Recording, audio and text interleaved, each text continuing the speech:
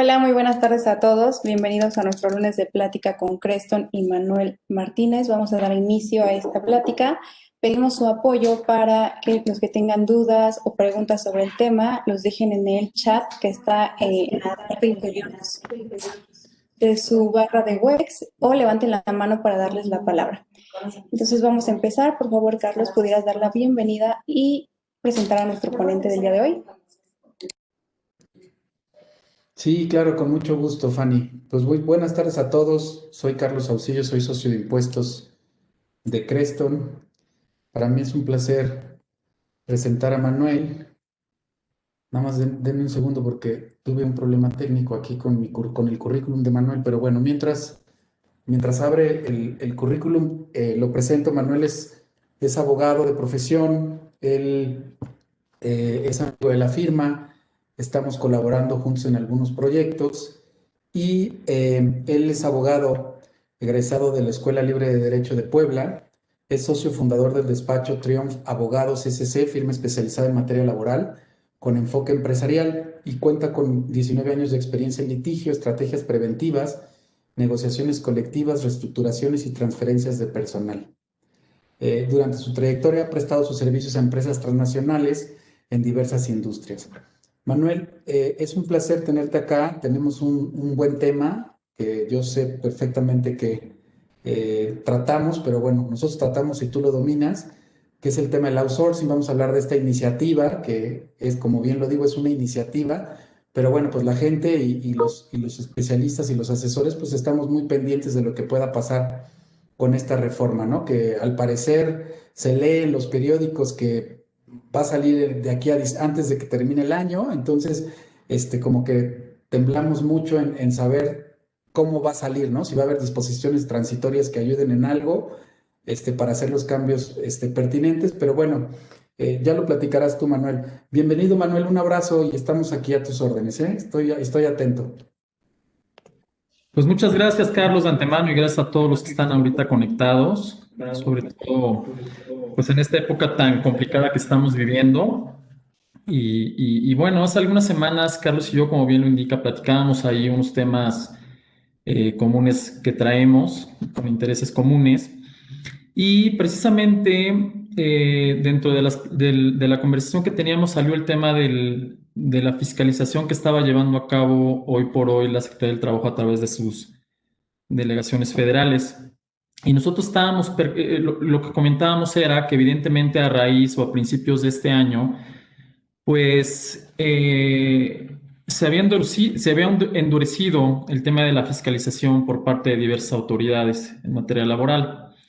Es decir, percibíamos que, evidentemente, de acuerdo a la política que tiene el actual gobierno federal, e independientemente que existe plena regulación por parte de la figura del outsourcing, bueno, pues en las prácticas y ya en el día a día ya en el tema de fiscalización e inspecciones, pues estaban cambiando las cosas. Entonces me comentaba que era importante pues que esta situación que comentábamos a su vez lo pudiéramos transmitir a todos, a todo nuestro entorno profesional. Pues evidentemente, debido a que se trata de un tema complicado, de un tema pues para todos los centros de trabajo y para todas las industrias que es muy utilizado y como consecuencia que puede tener unos efectos muy negativos si es que pues lo que vislumbramos se llega a dar. Con toda la intención le pusimos como título al tema de hoy Panorama Próximo. Panorama próximo refiriéndonos a que es algo que vemos ya en el horizonte, es algo que se vislumbra, es algo que ya se avecina y que todos, de acuerdo a lo que hemos vivido en los últimos meses, podemos ver que no es algo que se debe tomar a la ligera, sino que es algo que pues muy probablemente cambie las circunstancias de la figura. Ahora, ¿por qué panorama? Bueno, pues la experiencia nos dice que independientemente de las reformas que se puedan dar a una figura determinada o algún marco jurídico determinado, puede ser que se planteen a través de la reforma y estén en papel, pero no necesariamente llegan en la práctica y no necesariamente se aplica la disposición. Entonces, la intención de este webinar es precisamente eso, es precisamente analizar de una u otra manera qué podría venir, hablando específicamente ya en el día a día y en el tema de aplicación de la ley y como consecuencia de la aplicación de multas. Entonces, la intención de esta plática no es, digamos, para alarmar, no es un tema de que sea algo inmediato el día de mañana. Sin embargo, creemos que es una plática que puede servirnos a todos para empezar a analizar las figuras que podemos tener en nuestro entorno y poder determinar si efectivamente pues pueden ser convenientes en base a cada caso en específico, en cada empresa, en cada centro de trabajo, o en su caso puede ser algo muy negativo dependiendo la aplicación de la normatividad. Entonces, precisamente queremos enfocarnos, el objetivo de esto es analizar esto y también pues refrescarnos un poco previo a llegar a los puntos específicos e importantes de la plática, refrescarnos en cuanto a la figura, cuál es el origen, cuáles son los antecedentes, cuáles son los motivos por los cuales empezó a tener un auge importante, no solamente en nuestro país, sino un auge importante a nivel mundial. Y sobre todo, una vez refrescando esto, bueno, pues poder ya entrar a los puntos específicos, que es algo que lo tenemos prácticamente a la vuelta de la esquina. Entonces, pues nuevamente gracias por estar aquí conectados, nuevamente gracias por interesarse en esto y nuevamente gracias a Carlos, en particular y en general a los amigos de Creston, pues por invitarnos a compartir sobre este tema. Entonces, bueno, ya entrando en materia, como todos saben, el concepto del outsourcing pues es una figura a nivel mundial, es una figura que la denominación no es una denominación legal, sino es una denominación coloquial, es decir, es un anglicismo, y es una figura cuyo concepto prácticamente radica en hacer partícipe a un tercero mediante la contratación de una empresa que lleva a cabo de este tercero para que específicamente participe en algunas funciones que, si bien son secundarias, pueden coadyuvar para que la empresa que la empresa que contrata este tercero, pues pueda beneficiarse en su productividad y pueda hacer más eficientes sus procesos secundarios. Evidentemente, se tratan de aquellos procesos que implican una especialización, evidentemente se tratan de aquellos procesos que no cualquier persona los puede realizar, pero sobre todo el objetivo principal pues es que la empresa que lo contrata pueda enfocarse al 100% en su actividad preponderante, que está plasmada en su objeto social, es decir, aquella actividad por la cual fue creada y que es muy importante que se enfoque directamente para poder lograr con mayor calidad todos sus objetivos. Entonces, esta es la figura a nivel mundial que se nos presenta y es una figura que, como ya lo mencioné, es muy utilizada y nuestro país no es la excepción.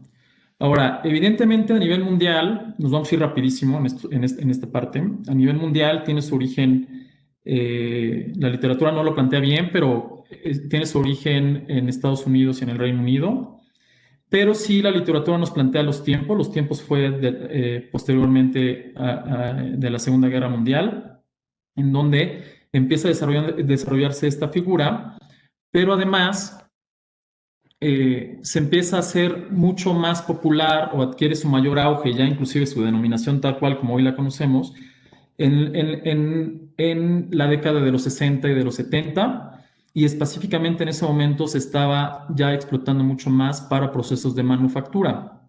En México empieza, como la mayoría saben, a finales de los años 90 del siglo pasado, y inicia evidentemente como una estrategia fiscal y laboral para resolver cierta problemática que existía en los centros de trabajo, pero sobre todo para poder hacer más competitiva la empresa, ya específicamente en México. Ahora, estas fases de outsourcing a lo largo del tiempo han tenido tres tipos de avances. Uno que es denominado de primera generación, que de inicio estamos hablando que se refiere a todas aquellas empresas que lo utilizaban, pero única y exclusivamente con el objetivo de reducir costos. ¿A qué nos referimos con costos? Bueno, pues de identificar determinadas actividades en donde los pudiera hacer un tercero y además a un bajo costo y en un menor tiempo. Sin embargo, a lo largo del tiempo vino una segunda generación y es con la identificación de ciertos procesos productivos, procesos internos de la empresa que si bien no iban encaminados directamente al objetivo al cumplimiento de su objeto social, bueno, pues se trataba de ciertas actividades secundarias como lo son jardinería, como lo son traslado de valores, como lo son seguridad privada, etcétera, que bueno, aún todavía no estaban directamente relacionados con el negocio, hablando en una escala de valor.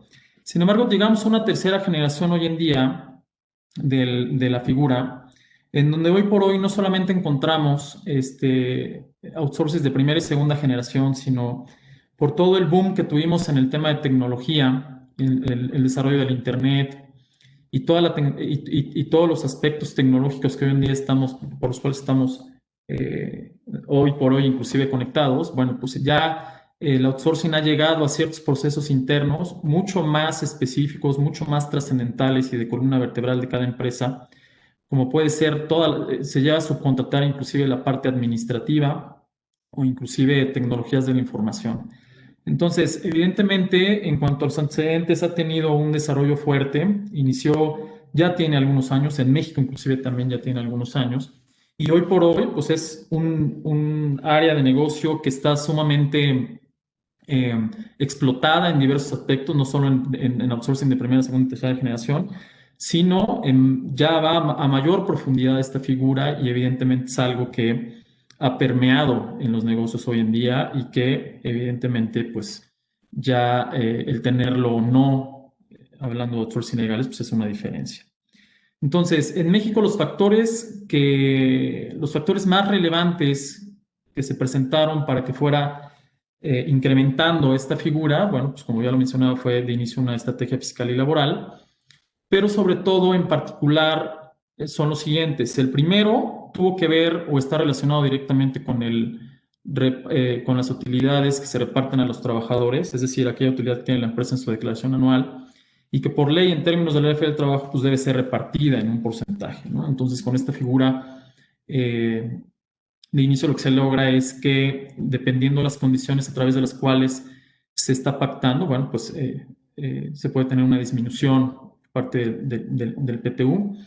La segunda figura tiene que ver con una reforma que se dio al artículo 75 de la Ley del Seguro Social, en segundo párrafo, y evidentemente está relacionada de manera directa con el índice de siniestralidad, es decir, a través de esta reforma que se dio, se puede dar una disminución en las clases de riesgo y se pueden emitir, en este caso, diversos registros patronales para un solo outsourcing cuando tiene diversos trabajadores relacionados con diversos centros de trabajo. Otra de las cosas otro factor relevante por el cual se dio el incremento de esta figura, bueno, pues es como una prevención de juicios, porque evidentemente en ciertos aspectos fue utilizado para poder prevenir la defensa de una empresa que contrataba a otra para que le proporcionara personal, y de esta manera, a través de la subcontratación, podía de una u otra manera, pues, deslindarse de las relaciones laborales y también pues, poder negar la relación laboral y dejarla a salvo, ¿no? Hablando de los ilegales. Esto además de 2 o 3 puntos en materia fiscal, que bueno, no quisiera entrar por respeto profesional a nuestros amigos de Creston, que en materia de exención y en materia de pago de impuestos, bueno, pues fortalecía la utilización de la figura en cada empresa. Ahora, ¿qué ha sucedido con los antecedentes en cuanto a la legislación? La legislación es muy clara. Desde la ley de 1970, la ley del trabajo, se planteaba la regulación de la figura tal cual. Es decir, a veces nosotros pensamos que esta figura se le puso la regulación a través de la reforma que planteó el presidente Calderón en la reforma que entró en vigor el 1 de diciembre de 2002, y sin embargo no, sin embargo desde antes, a través de la definición de la figura de patrón, trabajador e intermediario, se regulaba claramente con un determinado momento una persona le era puesto a su posición personal y venía claramente las reglas, cuándo se era considerado un intermediario, cuándo era considerado un patrón y cuándo era considerado un responsable solidario por beneficiarse del servicio. Entonces, desde antes en la legislación como antecedente ya existía una regulación para estos casos, en la mayoría de los casos.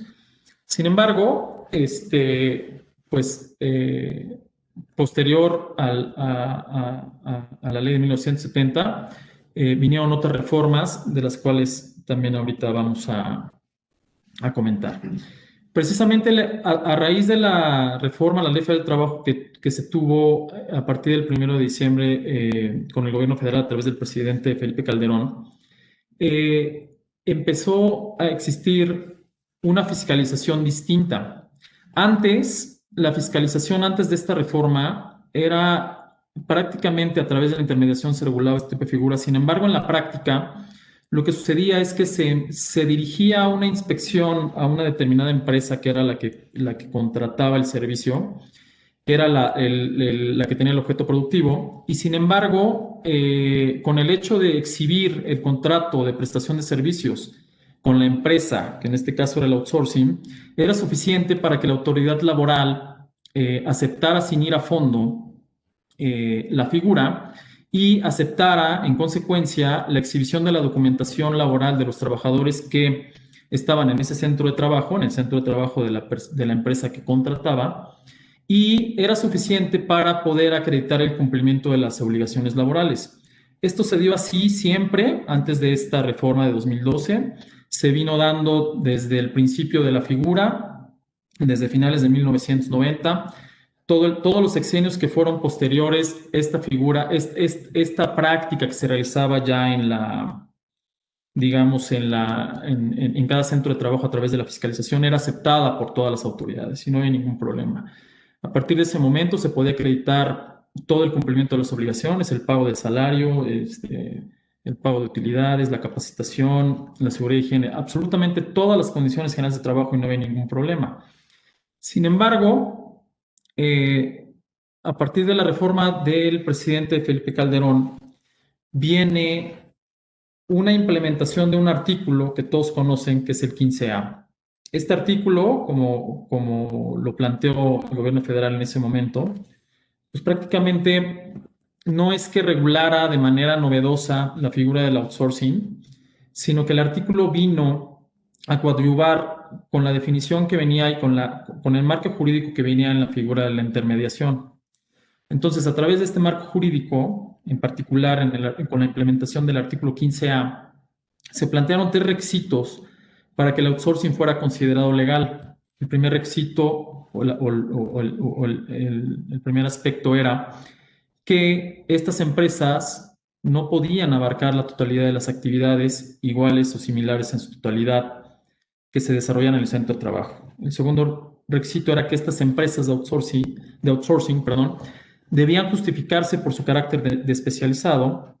Y el tercer requisito era específicamente que no podían comprender tareas iguales y similares a las que realizaban el resto de los trabajadores al servicio de la empresa contratante. Entonces, pues era un poco más claro, derivado de la figura de intermediación. Y bueno, lo que sucedió fue algo similar a lo que está sucediendo hoy en día.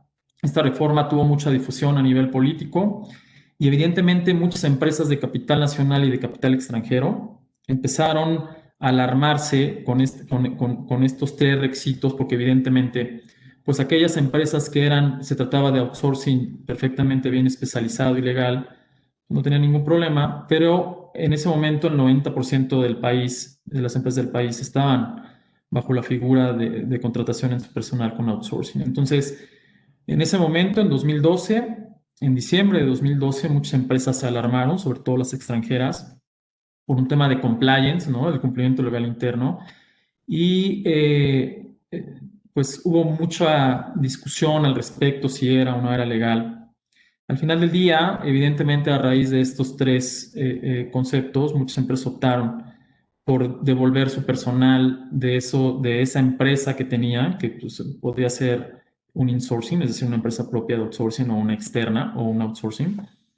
Y bueno, muchas, sobre todo en aquellas que tenían un esquema de compliance interno enérgico, pues optaron por regresar a la empresa productora, ¿no? La empresa que es la la dueña de la marca, la empresa que factura los bienes o servicios o los productos, la empresa que es propietaria de la maquinaria, pero muchas no.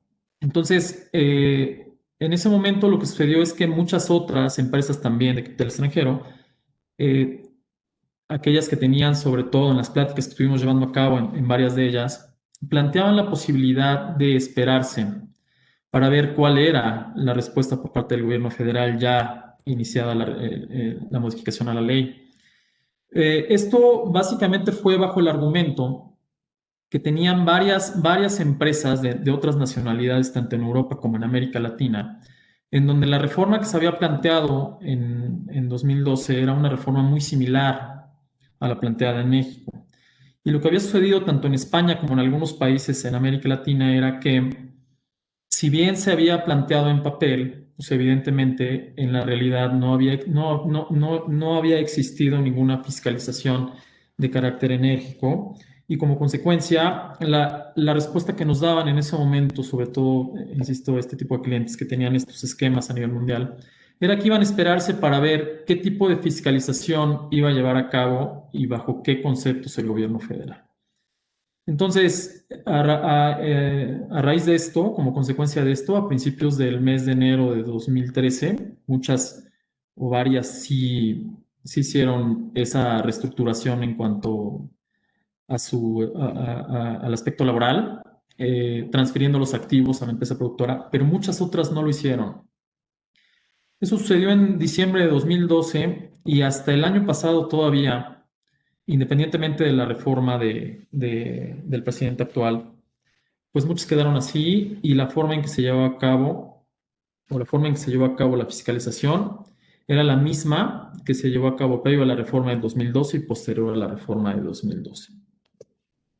Entonces, de ahí la importancia que cuando platicábamos con nuestros amigos de Creston era que la experiencia nos dice que no podemos hacer un movimiento brusco y sin llevar a cabo un análisis previo. Ya hubo una reforma que en 2012 ponía exactamente las reglas claras para que pueda ser válido una empresa de subcontratación, y sin embargo en la práctica no se llevó a cabo.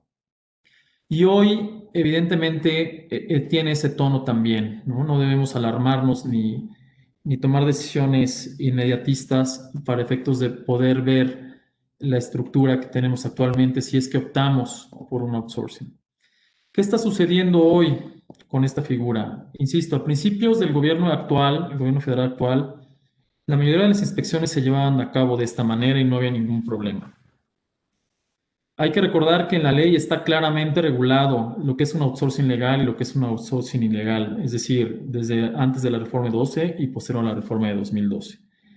Sin embargo, actualmente lo que está sucediendo en la práctica, ya con el marco legal que tenemos actualmente y las últimas reformas que se han llevado a cabo, no existe ninguna diferencia entre la ley, en toda nuestra legislación desde que se implementó la figura. Sin embargo, esto tiene que ver más bien con pues el perfil de una u otra manera que tenemos de cada gobierno, y sobre todo pues otros aspectos externos que se pueden llevar a cabo, que ahorita un poco más adelante les vamos a explicar. ¿Pero qué sucede hoy? Bueno, pues a raíz de principios de este año, empezamos a notar en la mayoría de nuestros clientes que en el tema de las inspecciones llevadas a cabo o las auditorías por cualquiera de las autoridades laborales que tienen relación con el tema del outsourcing, con el cumplimiento de un outsourcing legal, empezamos a notar que ya no era suficiente, que cuando en determinado momento se dirigía la inspección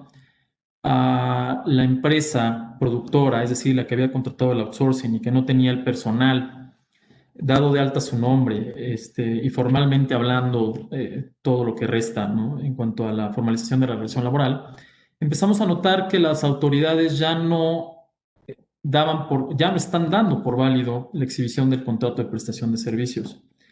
Este contrato, que antes era suficiente manifestar en cuanto que tú como empresa productora no eras el patrón y que en ese centro de trabajo tenías subcontratado a otra empresa y que te proporcionaba el personal y lo acreditabas lisa y llanamente con la exhibición del contrato, lo que te permitía poder tener la oportunidad de exhibir la documentación por el subcontratista, A partir de este año, la fiscalización que se está llevando a cabo por parte de las autoridades laborales ya no es de esta manera. Ya hoy, sobre todo en aquellos outsourcing en donde no está justificada esta parte, estos requisitos que establece el 15A, bueno, pues ya la autoridad ya está determinando que no se cumple con ese contrato, con los requisitos, y evidentemente, tanto en el procedimiento previo al procedimiento administrativo, o sea, el procedimiento para procesar de la exhibición de la documentación, y una vez entrando al procedimiento administrativo, bueno, pues ya no lo está tomando como válido. Y esto ha traído como consecuencia que desde el principio en donde se exhibe el contrato, bueno, pues la experiencia que hemos tenido es que ya no existe la oportunidad de poder de una u otra manera sacar adelante el contrato. Entonces, ¿qué está sucediendo? Bueno, pues primera instancia, se está dando por hecho que el patrón de ese centro de trabajo es la empresa productora. En segunda instancia, evidentemente, al no poder sostener ese contrato de subcontratación, bueno, pues de inicio están estableciendo las multas establecidas por simulación. Y en tercera instancia, pues evidentemente por el incumplimiento de cada uno de los rubros, dependiendo la materia de la inspección, ya sea de condiciones generales, ya sea de capacitación, adiestramiento, de seguridad y higiene, de pago PTU, pago de aguinaldo o inclusive pago de cuotas obrero, patrón, etcétera. Bueno, ya ahora evidentemente están emitiendo las multas por no cumplir con los rubros, ¿no? Ahora, ¿qué está sucediendo además de esa fiscalización actual? Bueno, pues como todo el mundo sabe, hace algunas semanas nuestro actual presidente emitió una iniciativa de ley, que evidentemente esta iniciativa de ley, la intención y de acuerdo a lo que ha estado planteando durante todos estos meses, lo que plantean es que derivado del abuso que se llevó a cabo de esta figura, derivado del abuso sobre todo en aquellas empresas que no tienen el carácter de especializado, bueno, pues ahora quieren endurecer mediante una iniciativa de ley la figura y evidentemente no solo con la aplicación de las sanciones que anteriormente ya se han llevado a cabo, sino además quieren equipararlo a otro tipo de materias, algo similar a lo que pasó con el tema de la facturación. Ahora, la propuesta que busca actualmente está derivada, de acuerdo a lo que están planteando, es para tres aspectos fundamentales, para regular tres figuras fundamentales. Una figura es la subcontratación de personal, otra figura es aquellas empresas que se dedican a servicios especializados y obras especializadas, y otra figura que tiene que ver con las agencias de colocación. ¿Por qué estas tres figuras en lo particular? Bueno, pues porque estas son las tres figuras que desde la creación de la figura del outsourcing a finales de los 90 es en el campo en donde de una u otra manera se ha ido desarrollando la figura del outsourcing, obviamente aquellos outsourcings que son ilegales o obviamente aquellos outsourcings que son ilegales. De inicio en el tema de la subcontratación, lo que buscan es tratar de extinguir aquella figura que es ilegal, aquellas empresas que evidentemente no cumplen con los tres requisitos del 15A y derivado de esto, endurecer la fiscalización para poder extinguir y empezar a identificarlas y posteriormente sancionarlas. Otra figura que va a regular la iniciativa son aquellos servicios especializados y obras especializadas, que evidentemente aquí es donde recae aquellas empresas que efectivamente son outsourcing o reales, aquellas empresas que cumplen con los requisitos del 15A. Pero esto evidentemente, estableciendo ciertos requisitos en los contratos para el fin de determinar que efectivamente se trata de outsourcings reales, ¿no? Y la tercera figura son las agencias de colocación. Aquellas agencias de colocación que pueden llevar a cabo o pueden estar enfocadas a la parte de reclutamiento, la parte de selección, la parte de capacitación, pero sin contratar a ningún trabajador para poner a disposición de otros o en nombre de otros. Entonces, esta iniciativa busca endurecer esto y sobre todo, una parte importante es que quieren crear un padrón nacional de outsourcing, un padrón nacional de empresas especializadas que puedes contratar, en las cuales para efectos de determinar sus requisitos y para efectos de determinar el contrato que tienes que servir como base, pues se va a generar, de acuerdo a la iniciativa, un órgano colegiado instaurado o conformado por la Secretaría del Trabajo y Previsión Social, por el Seguro, por el Instituto Mexicano de Seguro Social, por el Infonavit, por el SAT, los cuales, en este caso, estas dependencias van a determinar qué es lo que deben contener los contratos y a través de las disposiciones y los lineamientos que emitan, se va a poder establecer los requisitos para poder fungir como un outsourcing verdaderamente de carácter especializado. Entonces, evidentemente, algo importante es que se tiene que dejar especial hincapié. Es algo que ya está sucediendo hoy, es algo que hemos notado en base a las entrevistas que hemos tenido con algunas autoridades, que no solamente ya no se está aceptando en aquellos outsourcings ilegales, en donde se presenta el contrato de personal que evidentemente no cumple con los requisitos establecidos en la ley, sino además tenemos de manera extrajudicial conocimiento que ya hoy se están compartiendo información las autoridades involucradas para que a su vez, independientemente de las multas que pudieran generarse a través de la Secretaría del Trabajo, también se puedan generar otros procedimientos, tanto en el SAT como en el Infonavit, como en el Instituto Mexicano del Seguro Social.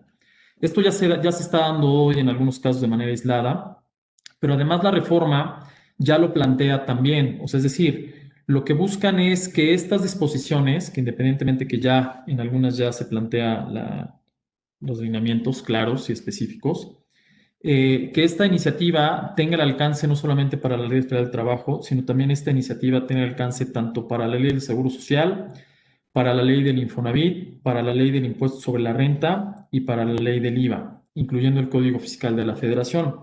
Esto, insistimos, ya se da hoy, ya lo hemos pues corroborado de una u otra manera y evidentemente pues hay que poner especial hincapié que si bien no tiene un alcance la infraestructura del gobierno federal para poder hacerlo de un solo tanto, bueno, pues ya se está empezando a implementar. Ahora, las sanciones hoy en día existen ya, los procedimientos existen ya, insistimos en ello y hacemos especial hincapié en ello.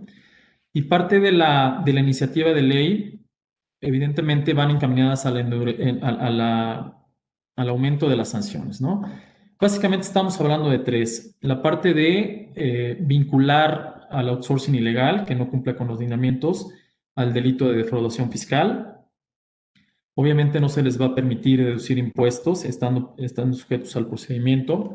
Y las multas aumentan, que actualmente estamos hablando hasta 5,000 UMAS. Bueno, pues hoy la imposición de multas por incumplimiento va desde 500 hasta 10,000. Están endureciendo el número, están aumentando el número de UMAS.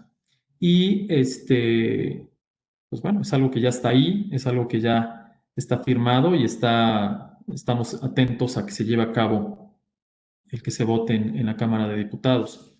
Entonces, como podemos ver, bueno, pues es algo que ya lo tenemos en el panorama, como podemos ver, es algo que hay que hacer un análisis en cada caso en concreto, pero sobre todo, pues bueno, no hay que alarmarnos, tenemos que tomar en consideración que, bueno, este año no ha avanzado por un tema de pandemia, por un tema económico, y el año que viene también vienen elecciones, entonces no sabemos exactamente, no podemos saber con certeza si la reforma va a pasar o no, o si es que pasa, pues bueno, existe una posibilidad, aunque no son los mismos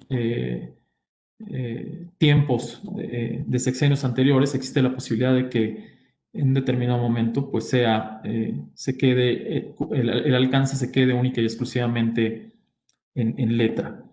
Entonces, pues, insistimos, esto es el parámetro que tenemos al día de hoy. El panorama pues, se avecina un poco alentador en base a los datos y en base a lo que, pues, los antecedentes que tenemos de nuestro actual gobierno. Pero, pues bueno, es importante que iniciemos un análisis profundo para ver si estas figuras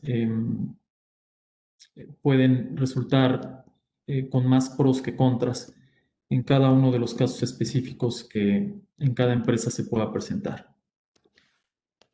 Básicamente es esto, y pues les agradezco, te agradezco, Carlos, la atención de todos ustedes.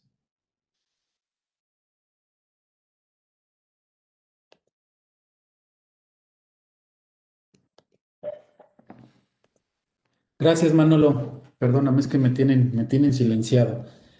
No, Gracias, Manolo. Muy interesante la presentación. Eh, yo quisiera preguntarte, en tu opinión y conociendo un poquito el entorno laboral, eh, si llegaran a darse las propuestas que están en esta iniciativa, ¿tú consideras que las empresas, por ejemplo, que sí tienen parte de su personal en outsourcing, vamos a pensar que no hubiera un periodo de transición en la ley, pero pensando en enero del año siguiente, tendrían que hacer cambios drásticos con esa gente para contratarla directamente? Digo, es un poco imposible que se dé, pero puede ser que no haya un periodo de transición, a eso me refiero. Estás silenciado, espérame tantito, Manolo. Ya. ya. Bueno, la tendencia de la reforma, como todos sabemos, creo que no. ¿Me escuchas? Sí. Correcto. La tendencia de la reforma, creo que no necesitamos hacer un análisis tan grande para ver que evidentemente tiende a la extinción del outsourcing. Yo creo que aquellas empresas que utilizan insourcing o outsourcing, en donde emplean trabajadores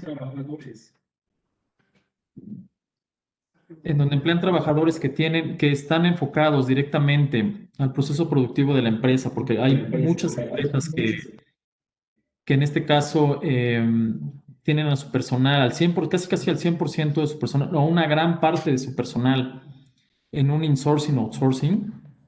Yo considero que pues debían analizar la posibilidad de eliminar este tipo de figuras y trasladar a todo el personal pues básicamente a la empresa productora. Creo que los riesgos son fuertes. Creo que el análisis tiene que ver un poco con los aspectos relevantes por los cuales se empezó a incrementar la figura, es decir, los aspectos en estrategia fiscal, en estrategia laboral, pero desde el punto de vista legal, evidentemente estas personas pues están o sea, este tipo de empresas están en total ilegalidad. Porque es burdo e imposible que una empresa pueda funcionar sin un solo trabajador y existen varias. Creo que si ese es el caso, yo sí recomendaría pues que hay un riesgo alto de permanecer así y que es momento de analizar la viabilidad de transferir al personal a quien es verdaderamente el patrón.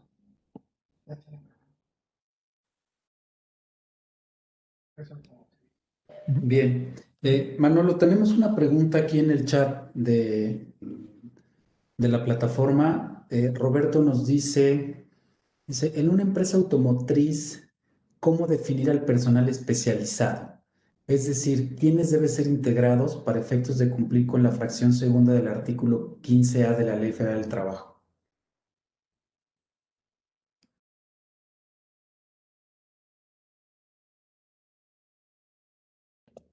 Yo creo que en la industria automotriz es precisamente en la industria en donde es, es más común la implementación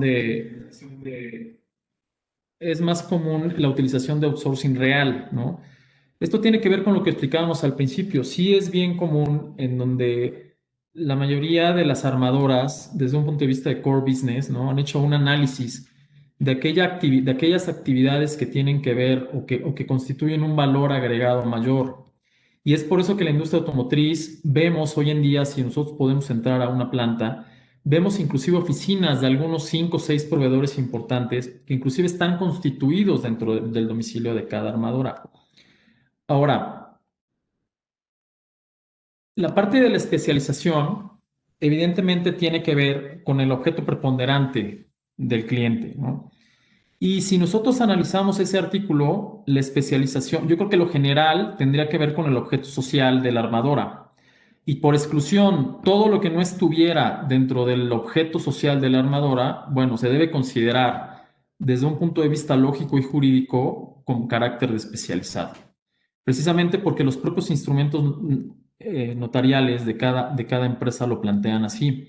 Es decir, la especialización tiene que ver precisamente con con mi objeto, mi actividad preponderante. Y entonces, yo creo que aquí lo importante sería el análisis de los documentos correspondientes, en particular el instrumento notarial, para posteriormente poder justificar esa especialización. Hablábamos hace un momento de los outsourcing de tercera generación y eh,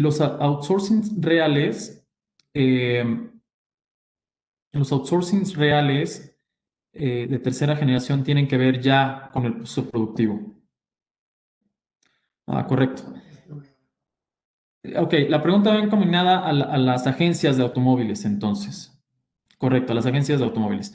Bueno, pues es la misma respuesta en realidad. O sea, es importante ver el objeto social de la razón social que distribuye los coches, que se dedica a la venta de los coches, y partiendo de un análisis por exclusión, de poder verificar que aquellas actividades que se pretende subcontratar no se encuentren dentro de aquellas actividades que se consideran esenciales del instrumento notarial de la distribuidora.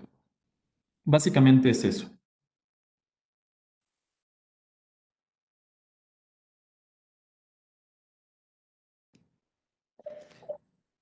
Oye, Manolo, hay una pregunta, pues más que nada un consejo.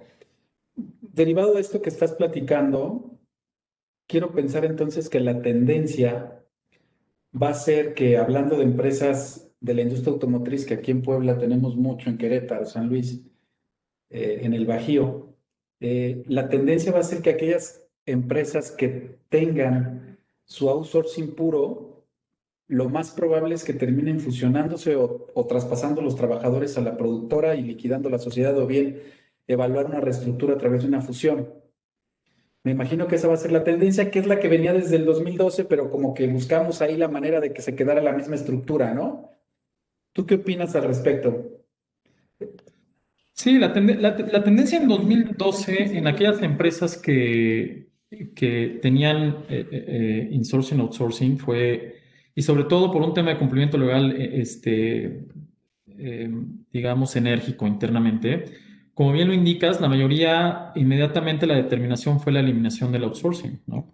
La figura que se utilizó fueron diversas, dependiendo de la estructura corporativa. En algunos casos fue una fusión, en algunos casos fue una liquidación. Pero la verdad es que si el gobierno federal, posterior a la iniciativa que está planteando, es algo que es algo que no tiene que ver, o sea, al final del día, ya a principios del próximo año, resulta que no tiene que ver por un tema político, no tiene que ver por un tema económico, un tema externo, en donde hubieran tenido la necesidad de plantear esta iniciativa y empiezan a llevar a cabo la fiscalización de una manera correcta y una manera profunda, la verdad es que no hay futuro para aquellas empresas que proporcionan personal que van directamente encaminados a la línea de producción. En esos casos, yo creo que va a suceder lo mismo, o vislumbramos que va a suceder lo mismo que en 2012. Muchas empresas apostarán, creemos, a lo que sucedió en 2012, apostarán a ver la fiscalización, apostarán a estar atentos a sus vecinos, a estar atentos a la tendencia que existe en cada región en donde estén, pero pues lo correcto será llevar a cabo esta transmisión de activos.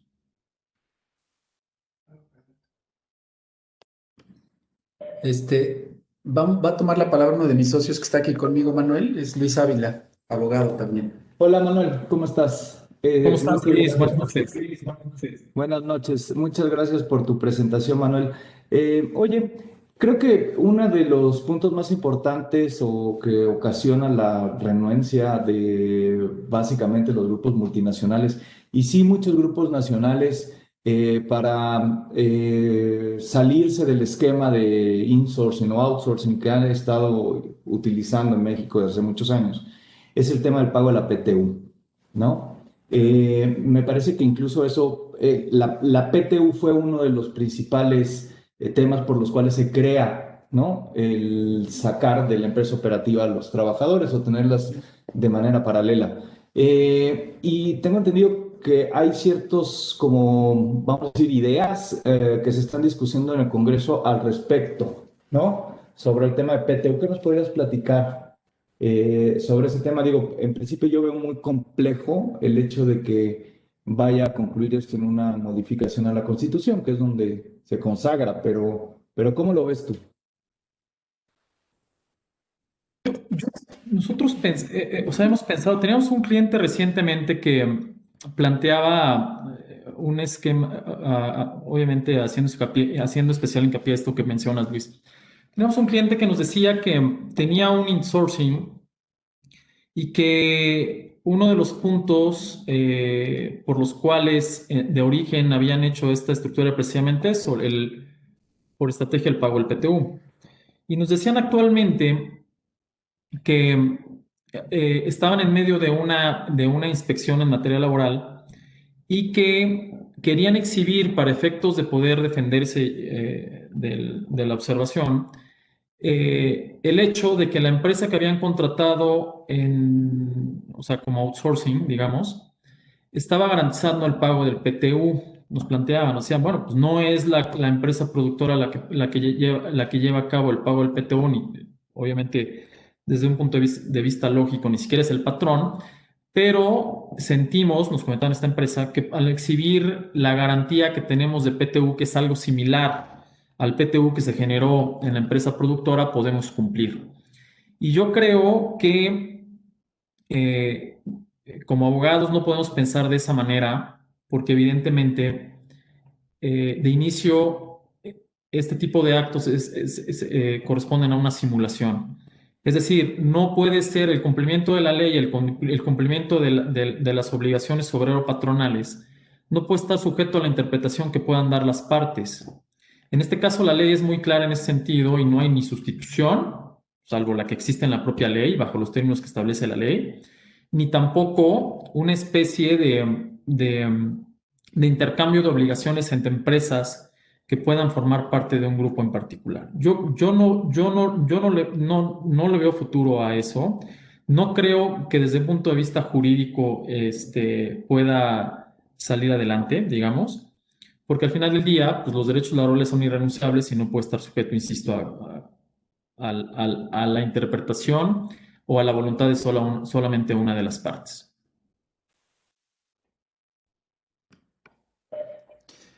Ok, Manolo, me están bombardeando con preguntas, pero aquí las voy a tratar de hacer. Mira, mi socia Sandra Carvajal de Chiapas, que le mando un saludo, nos pregunta, ¿el trasladar esos empleados a la empresa de origen no provocará una disminución en la administración en consecuencia en una productividad?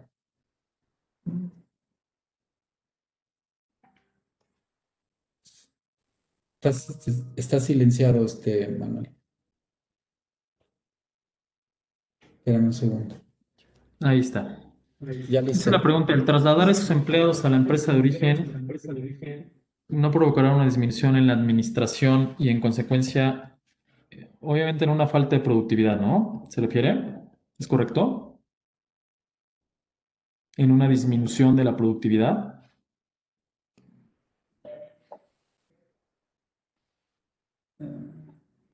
¿Es correcta la Sí, pregunta? ¿Una disminución? es lo que dice, sí, sí, dice, el trasladar esos empleados a la empresa de origen no provocará una disminución en la administración y en consecuencia en una productividad. Yo creo que la experiencia que hemos tenido es que el efecto es positivo, es decir, cuando se explica claramente y se le da la difusión adecuada, insisto, hablando de outsourcing que no cumple con los requisitos del 15A, en estos casos, ¿no? En el tema del personal. Yo creo que no, yo creo que la experiencia nos dice que el efecto que se tiene es un efecto positivo. Cuando se da de la difusión adecuada a las personas y a los trabajadores, a los empleados y a los trabajadores que forman parte de esta. Creo que la experiencia que hemos tenido es que inclusive sindicatos, todo el mundo, o sea, todas las partes que están involucradas dentro de esta figura, en el momento en que regresan a la armadora, creo que tienen un efecto de legalidad y de certeza en las relaciones. Y lo que ha sucedido o sea, en los casos que tuvimos en 2012, de ninguna manera fue un efecto negativo, sino al contrario, bien manejado y bien explicado. Los trabajadores se sienten más comprometidos y el sentimiento que existe a nivel general es que ahora la empresa que debía ser su patrón ahora está tomando el rol que verdaderamente le corresponde.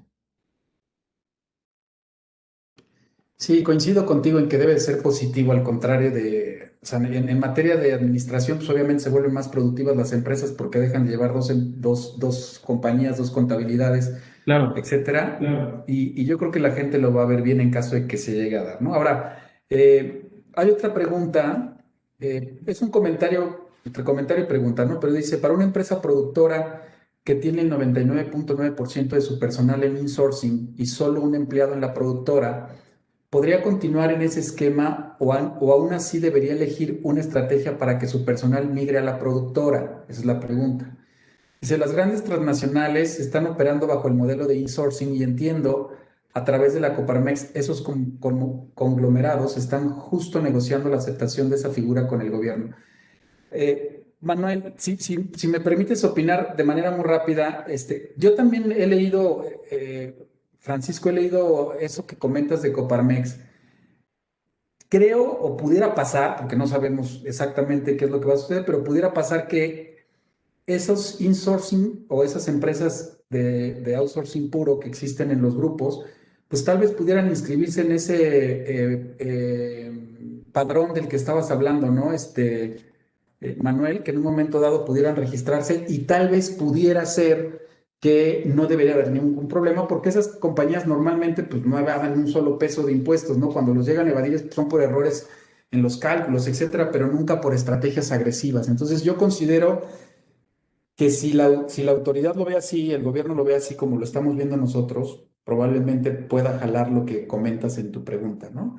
No sé si quieras comentar algo al respecto, Manuel. Sí podría ser, pero al final del día los acuerdos que se tengan con la Coparmex no están por encima de la ley. En eso debemos estar de acuerdo todos. Entonces,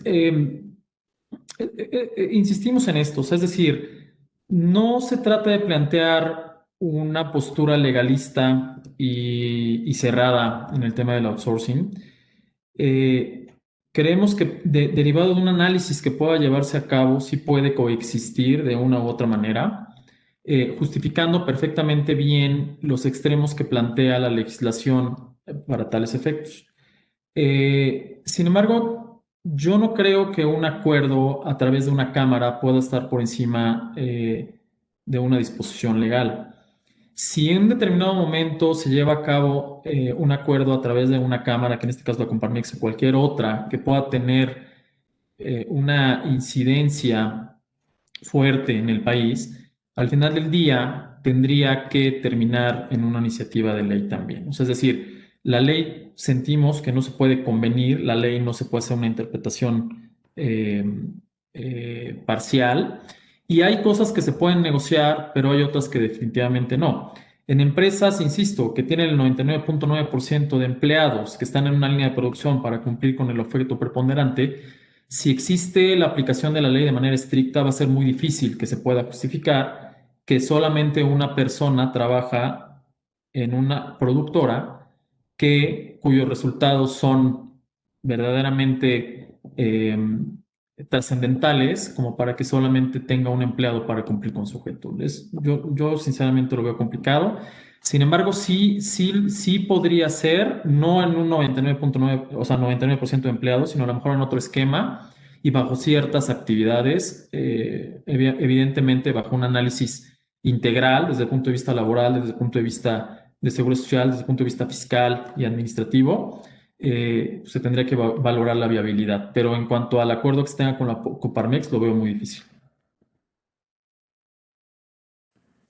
Gracias, Manuel. Tenemos una última pregunta, Manolo, que no encontraba aquí en el chat. La verdad es que nunca la vi. Una disculpa a mi socio de La Paz, Juan Carlos Esqueda. Él pregunta, ¿qué riesgos podría tener una constructora que subcontrata los servicios de construcción si esta reforma queda como actualmente está en el Congreso? ¿Qué deben hacer para protegerse las empresas que actualmente traen subcontratación de personal? ¿Sería posible tener insourcing con estas nuevas reglas?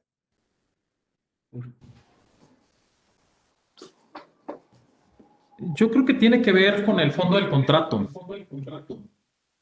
O sea, es decir, al final del día, al momento de la fiscalización de la figura, evidentemente lo que se va a buscar es determinar dos requisitos, para que se cumplan dos requisitos, para que pueda, independientemente de los requisitos del 15A, que se cumple además con dos requisitos.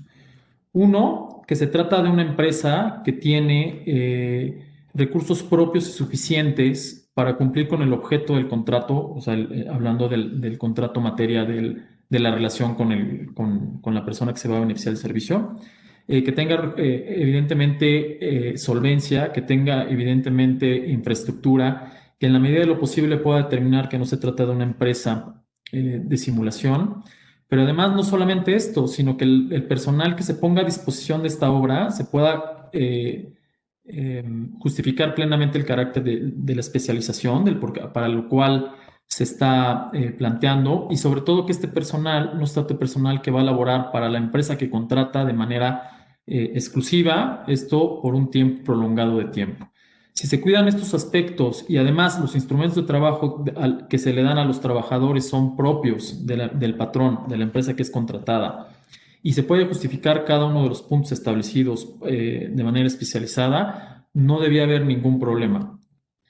El problema que existe es que precisamente la industria de la construcción, el mayor número de juicios que existen en donde se manda a llamar al que es patrón y en donde se manda a llamar a la empresa que fue contratada, que a su vez contrató al patrón de los trabajadores, y en donde se manda a llamar al beneficiario, existe un nivel alto de incumplimiento en el tema de obligaciones obrero-patronales.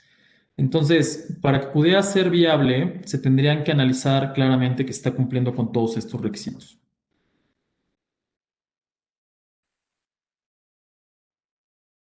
Perfecto, muchísimas gracias, Manuel.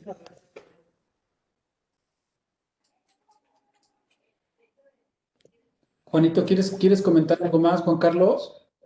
No, digo, aquí me queda un poquito, me sigue quedando un poquito la duda, sobre todo por el tema de la construcción, que es muy, muy recurrente en nuestro estado, por el tema de desarrollos inmobiliarios, en donde es muy común el tema de la subcontratación y al final no dejan de ser empresas que tienen el mismo objeto social, que no dejan de tener la misma actividad.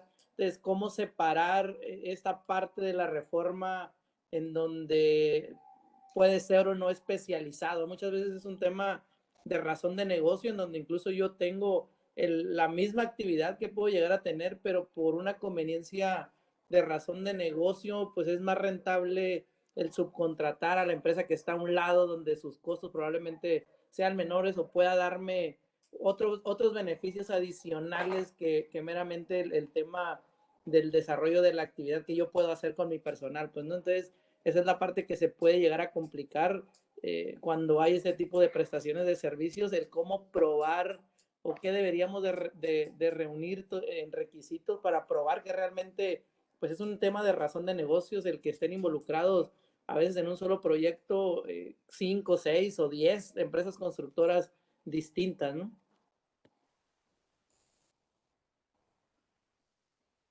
Sí, como bien comentan, es complicado, sobre todo en el tema de la industria de la construcción, es muy complicado hacer la distinción. Y es de lo más común y del mayor número de demandas que existen. Cuando viene una obra grande, el porcentaje de demandas es muy alto precisamente por esto. ¿Por qué? Porque normalmente no entra, o sea, es decir, el esquema que se tiene, como bien lo indica, no solamente es entre la persona que contrata la ejecución de la obra y entre la persona, o sea, hablando de personas morales, obviamente, y entre la empresa que proporciona, en este caso, o sea, que se compromete a llevar a cabo la obligación pactada en el contrato. Normalmente no llega a ser una sola empresa, sino llegan a ser hasta tres, cuatro empresas mediante un efecto piramidal.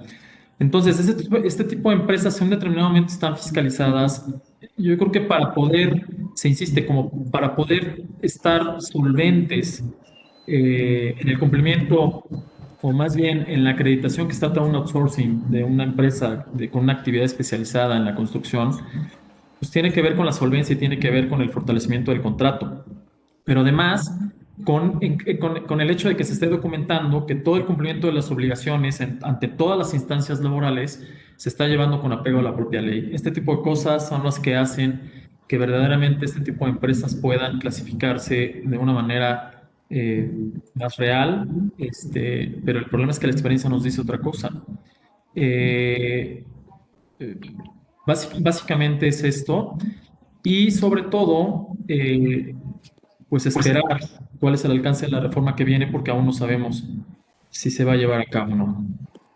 Sí, totalmente de acuerdo, Manuel, pero aquí yo creo que digo, el tema de la incertidumbre quedaría en donde estaríamos en manos de una autoridad que le dé el Sí, visto bueno al final de cuentas a todas estas operaciones, ¿no? Y aquí ya pues, el riesgo ya no nada más es un tema económico, sino puede convertirse en un tema penal, ¿no? Entonces, que es la parte delicada en donde los montos de este tipo de construcciones, pues a veces son millonarios y la repercusión que puede llegar a tener en un negocio el que te desconozcan ese tipo de operaciones, pues puede ser fatal, ¿no? sí, esto va a traer como consecuencia inclusive, o sea, nosotros ya lo vemos con algunos de nuestros clientes que están del lado de la contratación, o sea, que contratan, no que son contratados.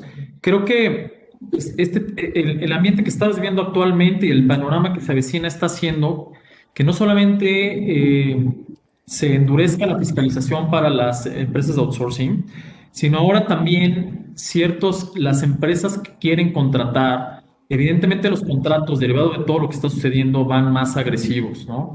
Y entonces, no solamente ahora es con la típica cláusula laboral en donde te comprometes a sacar a salvo en caso de que exista un conflicto laboral, bueno, la cláusula que todos conocemos, sino además se está empezando a desarrollar de una manera más seguido, digamos, en la implementación de ciertas pólizas de garantía para efectivamente poder garantizar el cumplimiento de las obligaciones de los proveedores. Entonces, creo que no solamente es de un lado, sino creo que es algo que todas las partes involucradas tienen que empezar a analizar a profundidad. Perfecto. Muchísimas gracias, Manuel. Excelente tu participación y yo creo que un gran acierto al invitarte a esta plática el día de hoy. Muchas gracias. Muchas gracias. Te agradezco tus comentarios. Gracias, Juanito. Manolo, pues ya para despedir este webinar del día de hoy y darte las gracias posteriormente a la última pregunta, fíjate que, bueno, hay dos preguntillas. Hay una pregunta que tiene mucho fondo y que va a depender mucho del empresario para no golpear al trabajador.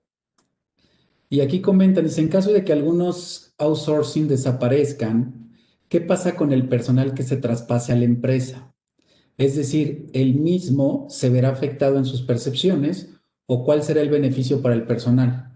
Yo creo que aquí hay dos cosas, ¿no? Va a depender mucho del tipo de patrón que en un momento dado le digo, oye, pues tú estabas en un outsourcing que no era puro y el neto que tenías, pues no va a ser el mismo neto ahora porque me toca pagar los impuestos, ¿no? O va a haber empresarios que digan, pues ni modo, ya tuve el beneficio muchos años, ahora lo que voy a hacer es subirlos al tren y pagaré las percepciones correspondientes para que sigas recibiendo tu neto. Lo veo difícil por la posición económica en la que estamos, ¿no? Pero creo que esas dos cosas pudieran pasar. No sé si sea tu misma opinión o hay algo adicional. Sí, por supuesto, tiene que ver evidentemente con con la persona moral que absorba al final la obligación laboral. Pero además no solamente es la parte fiscal, evidentemente tiene que ver de inicio primero con la figura a través de la cual se va a hacer la transferencia. porque pueden ser varias y todas, y cada una de ellas tienen efectos distintos. Y otra es que evidentemente pues los números no van a ser los mismos en todo. Entonces, puede ser que las condiciones laborales, las condiciones generales de trabajo pactadas prevalezcan. Puede ser que se liquide la parte de las prestaciones devengadas hasta ese momento y se inicie de cero. O puede ser en un determinado momento que se opten por algunas cláusulas para el efecto de reconocer antigüedad y poder ir respetando el tipo de prestaciones que tienen o que han devengado cada uno de los trabajadores a transmitir con el paso del tiempo. Pero sí, claro, tiene mucho que ver con la figura, tiene mucho que ver con el tipo de empresa y tiene mucho que ver con la situación económica de cada una de las partes. Claro. Muchas gracias, Manuel. Pues como uno de los últimos comentarios que hace mi socia Sandra Carvajal, es que ella cree que no se va a autorizar nada, ¿no? Que existen muchos intereses que afectarán a los mismos que la quieran aprobar. Pues puede ser, o la otra Sandrita es que se luzcan y quieran sacar su reforma como dé lugar en el mes de diciembre, ¿no? Hay que esperar. Ojalá que tengamos ese tiempo para que la sigan pensando y no hagan locuras ahorita en estos días, ¿no? Pero bueno, Manuel, pues de veras que muchas gracias por la exposición.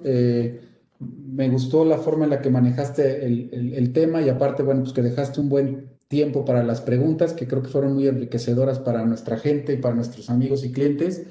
Eh, pero bueno, pues agradecerte, ¿no? De parte de Creston BCG, de mis socios, de todo el personal, que muchos de ellos también están aquí escuchándote, te mandan saludos aquí a través del chat. Y bueno, pues esperemos que no sea la última vez que estés con nosotros, mi querido Manuel. Muchísimas gracias por haber estado con nosotros. Al contrario, Carlos, al contrario, gracias por la confianza y pues evidentemente estamos atentos. Y bueno, finalizar haciendo especial hincapié, como bien lo dice Sandra. No sabemos, ya hubo una reforma así en 2012 muy agresiva, con lineamientos muy agresivos y al final del día no pasó nada. Se planteó en el papel y al final del día no pasó nada. Y digo, no es el perfil del gobierno que tenemos actualmente, pero siento que tenemos que ir caminando hacia la legalidad en la medida de lo posible. Y esta práctica, evidentemente, pues no es para alarmar a nadie, no es para salir corriendo a hacer un movimiento, sino pues sí implica un análisis profundo, un análisis que tiene que realizarse de manera concienzuda y sobre todo, pues esperar, ¿no? Esperar a ver cómo inicia el año, eh, cuál es la forma en que va a empezar a fiscalizar el gobierno federal este tipo de figuras. Pues gracias, Manolo. Ahí en el chat, creo que si tienes acceso también al chat, pues hay saludos, excelente expositor, muy buen tema, etcétera, etcétera, ¿no? Pues muchas gracias como siempre y bueno, gracias a todos ustedes que tuvieron el tiempo de estar hoy con nosotros. Pronto recibirán noticias de nosotros para el siguiente webinar. Un abrazo para todos y muy buenas noches. Gracias, Manolo. Saludos. Igualmente, buenas noches a todos. Gracias por su tiempo. Hasta luego.